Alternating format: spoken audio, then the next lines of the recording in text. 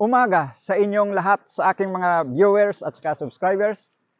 Dito tayo ngayon sa aking pinagawa na pond. Ito ay pangalawa na. Yung una, sila pa rin ang gumawa. Kung nakita nyo, si Nick, si Tunggak, yan. Oh. Gak, sige, sabihin mo, batiin mo yung misis. Oh, yung mga mahal mo sa buhay. Ang anak mo, si Jen. Okay. Tapos si Kano, ayun. Dati sila pa rin ang gumawa na yan.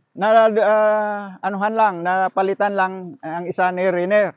Ayun siya. Oh. Ner, mag-hi ka naman. Yan, si Riner, nagbago siya dito na sumali sa grupo. So, kung itong makita niyo na ito ay 100 square meters more than din to na gagawin namin. And then, ang kabila na yon is 100 square meters din. So, lalagyan ito ng tilapia. Yung aking tilapia nandoon, kung makita, Mer, pwede ka makalakad-lakad, sundan mo lang ako. Ipapakita ko ang nandoon. Sige. Ito, makita nyo ang hitsura ng aming tilapia. Mer, ipakita mo dito, Mer. Yan.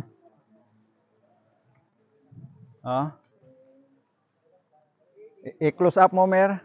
Yan, itong isang division. Ito isa yung blood strain ng aming BFAR. Git Excel ang braid na ito. So, October 20, 2023 ko binili ito. And then, sa ngayon ay April 20 na 6 months na sila. Yan po. And then, dito rin sa kabila na ito, ang breed. Ito, hindi lang pag ang araw, Mer. Ayan. Kung makita nyo, may mga kangkong. Anyway, nakakatulong din ang kangkong na ito para magpalamig. So, ayan sila po. Ayan, mga 6 months old na sila. Dahil nabili ko to October 20, 2023. So, 6 months sa ngayon dahil April 20 ngayon. So, yan sila po. This one is 500 ang laman ng division na ito. At dagdagan namin ulit. So, yan po ang nasa background. So, yun ang sa bandang kanan ko. Ito ngayon ang ginagawa namin na another division ng earthen pond. So, sila pa rin ang gumawa noong dati. Noong October 3 to nasimula noon eh. So, after 6 months, sila gumagawa ulit dito ng pond na ito.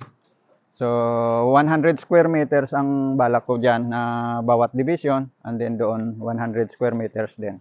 So, okay na, Mer.